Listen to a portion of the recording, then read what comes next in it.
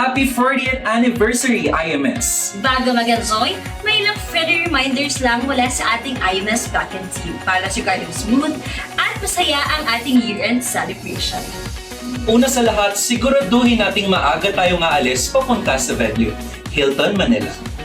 Bukas po ang registration mula 5 p.m. hanggang 6 p.m. lang.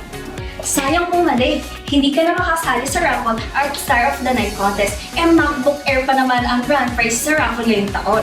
Para sa ating mga awardees, pakicheck ang inyong invitation letter na kung saan makakatanggap kayo ng ganitong note, nakalagay ang inyong award, inyong batch, at ilang paalala para sa inyo. Pero syempre, gusto pa rin natin na may pa-surprise tayo.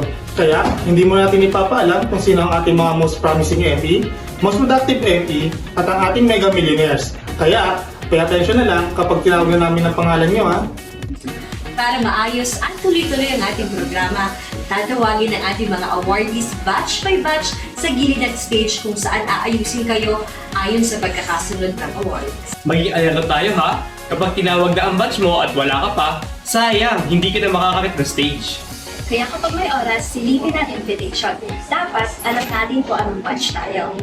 Paalala rin po sa ating mga awardees, limitahan natin sa isa o hanggang dalawang mabilis na post habang nasa stage.